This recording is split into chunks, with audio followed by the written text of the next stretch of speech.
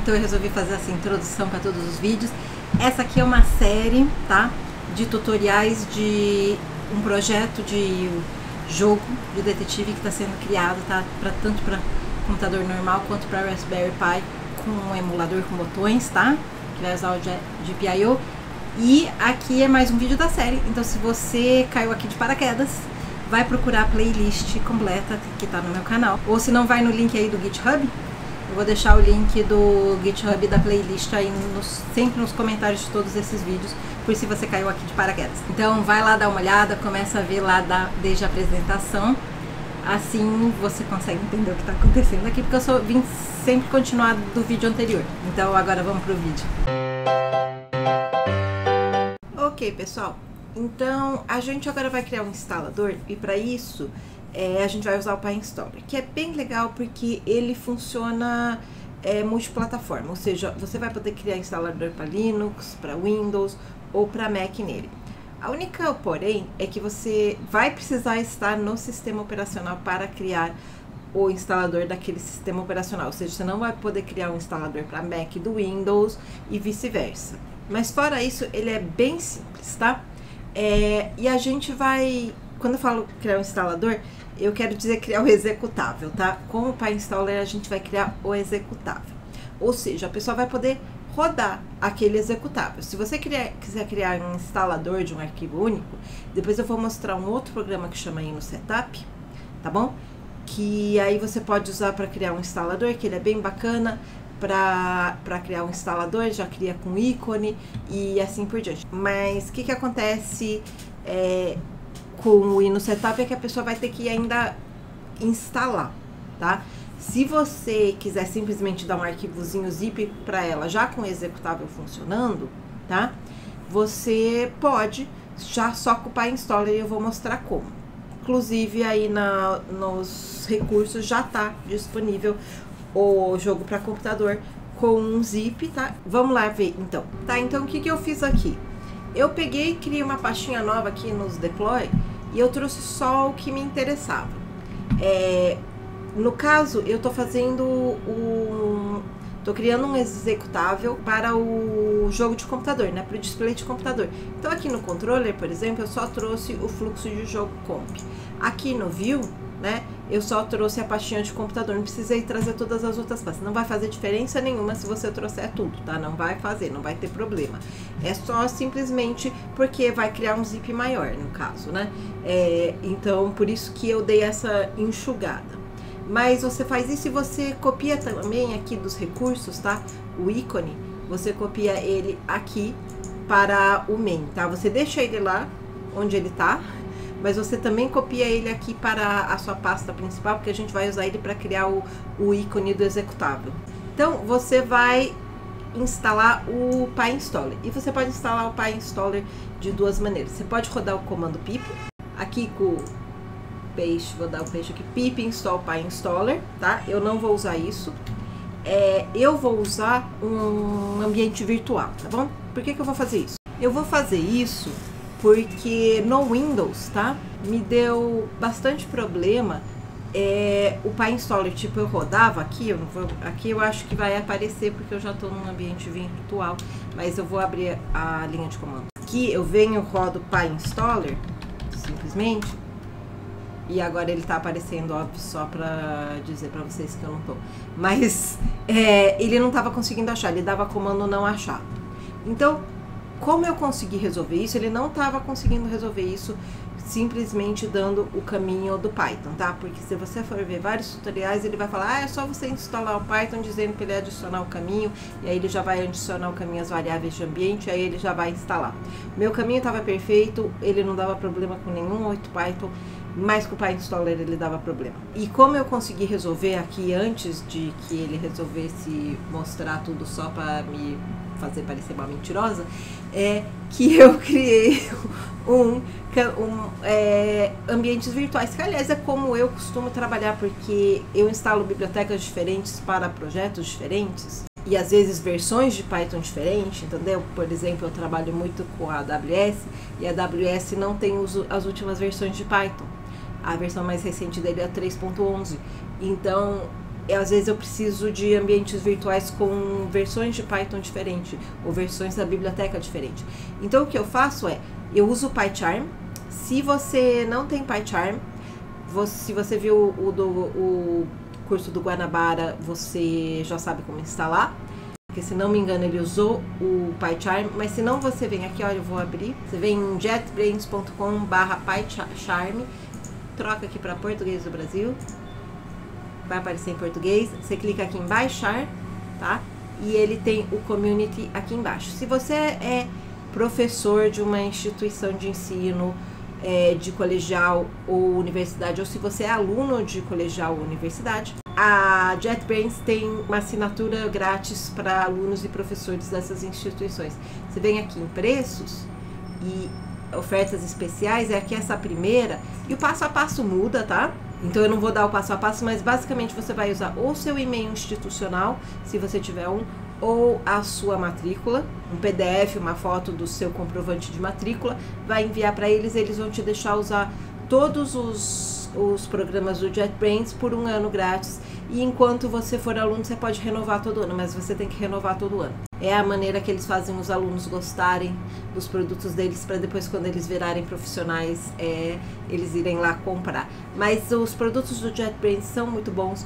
Então as ideias do JetBrains são muito bons. Eu não sou patrocinada por eles, pode ficar tranquila, eu uso, tá bom? E por isso que eu tô indicando. Mas eles também são muito caros, então se você não puder ter um desses grátis, complica. Mas você vem aqui no PyCharm, o PyCharm tem uma versão grátis. Você vem aqui, clica no menuzinho aqui em arquivo, em settings, tá? Configurações. Eu instalo sempre em inglês porque dá menos bug em inglês. Mas se você não entende inglês, você pode instalar em português. Você vê aqui que eu até já tô com no lugar correto, mas você clica aqui nessa busca, Interpreter. Assim, aqui, ó, Interpreter, ele vai achar aqui o Python Interpreter. Aqui ele vai te deixar escolher onde você quer. Eu já tô com um feito, mas você clica aqui em adicionar interpreter, add local interpreter, vai onde você quer colocar esse ambiente virtual. Muita gente coloca na própria pasta do projeto, eu prefiro deixar separado porque eu gosto de deixar minha pasta do projeto limpa, além do que às vezes eu uso o mesmo ambiente virtual para mais de um projeto. Então clico nisso, você clica aqui em new, novo, tá? Escolhe a pastinha, coloca, por exemplo, aqui eu vou fazer aqui, não na pastinha do projeto, não gosto de colocar na pastinha do projeto, vou nos meus Python Vends aqui, vou dar OK, e aqui eu vou colocar barra e aula 2. E aí ele vai criar um ambiente virtual novo. Não coloca aqui Inherit Global Packages, tá? A gente vai instalar só os pacotes que a gente quer, dá OK, tá bom? Dá OK. Você escolhe a versão de Python que você quer aqui, se você tiver mais de uma versão, dá OK, ele vai criar ali, que você vê a aula 2, ele já criou meu ambiente virtual, e aqui eu vou instalar os pacotes, né, porque ele tá zeradinho, tá vendo, ele só tem o pip. Você vem aqui nesse maisinho e você procura o seu pacote Haversine, tá, que era o que a gente precisava instalar. Você verifica que ele é o correto e clica aqui em Install Package, e quando acabar de instalar vai ficar azul, aí instalou. Agora eu vou procurar o PyInstaller, tá aqui PyInstaller, vou instalar também e pronto, tá aqui instalado. Finalizo aqui, tá, vejo que tá tudo instalado, dou OK. E depois, quando eu tava editando, eu reparei que não gravou esse último pedacinho, que é basicamente assim, aqui onde tá o seu ambiente virtual. Então, por exemplo, eu tô aqui com esse daqui, Zephyr, você vai lá, né, não é o mesmo que eu tava trabalhando ali, é o que eu tava trabalhando originalmente. Você entra nessa pastinha scripts e você copia o caminho, tá? Copia o caminho. Aí você vem aqui e coloca assim na busca ambiente ou variáveis e clica aqui em editar variáveis de ambiente do sistema, variáveis de ambiente, e aqui em path, tá? Coloca editar novo, e aí você adiciona. Eu não vou adicionar porque eu já tenho esse, mas você coloca adicionar e você coloca aqui OK, tá bom? E reinicia o computador, porque às vezes ele precisa que você reinicie o computador para poder pegar, e eu não sei por que que não gravou. Eu jurava que eu tinha gravado, até que eu já tinha digitado, mas tudo bem. Mas aí ele vai conseguir ver o PyInstaller como um comando da linha de comando. Agora, se eu vier aqui clicar em terminal e eu clicar PyInstaller, você já sabe que vai dar, porque ele já estava instalado. Ele me aparece aqui a explicação do PyInstaller com os flags e assim por diante. ou seja, ele está reconhecendo o comando.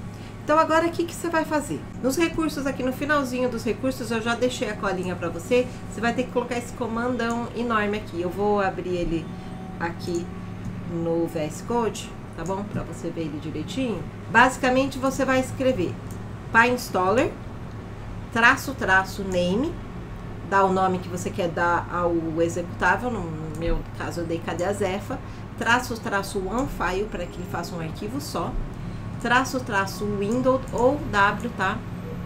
Os dois funcionam, -- window ou o W, tá? Os dois funcionam. O W é o mais recente, então melhor deixar o W. -- icon igual zefa.icon, é aquele arquivinho icon que a gente vai usar para o ícone. Espaço, o nome do seu arquivo principal, main.py. E o main.py, ó, aqui no main.py, lembra que eu dei uma limpada, eu tirei todos os imports que eu não preciso e eu tô só instanciando ali a minha classe computador. Agora tem um detalhe, a gente tem um monte de módulo e em teoria o PyInstaller, ele deveria achar esses módulos simplesmente pelo import. Só que às vezes dá problema, tá bom? Às vezes ele tem probleminha e então o que você tem que fazer é usar esse flag aqui, hidden import. Aquilo era que eu acabei de apagar, era um import que eu não precisava mais, tá? E vai dar pau porque eu apaguei o arquivo. Então eu tive que arrumar -- hidden de escondido, -- import. E aqui você vai basicamente colocar todos os módulos daquela mesma maneira que a gente importou eles, né? Controller.fluxo de jogo, -- hidden import view, .computador, .info com escolha. Para o do computador eu já deixei aqui, ó. Já deixei aqui a colinha. Se você não mudou nenhum dos arquivos, você fez igualzinho que eu. Se não, se você fez alguma alteração, é isso que você tem que pensar. Para cada um dos seus importes de módulos que você fez, não os importes do módulo do sistema, tipo o random ou o próprio tkinter, assim. Para os importes que você colocou, e eu adicionei o Haversine, porque afinal de contas o Haversine é um pacote que a gente instala de fora.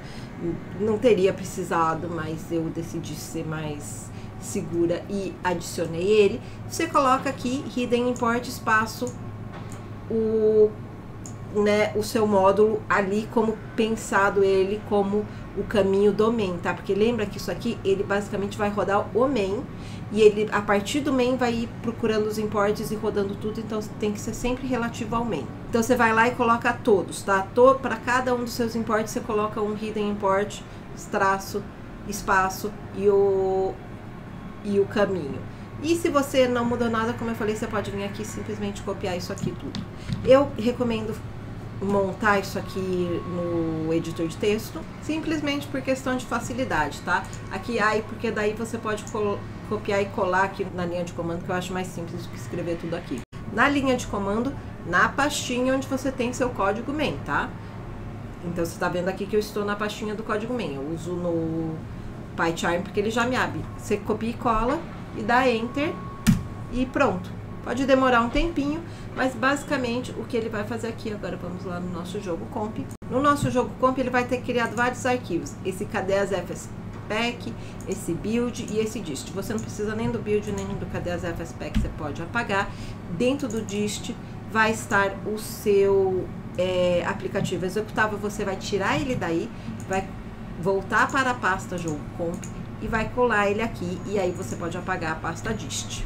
Por que isso? Porque se você tentar rodar ele lá da pasta dist, ele não vai achar os recursos aqui, ele precisa de tudo isso, tá?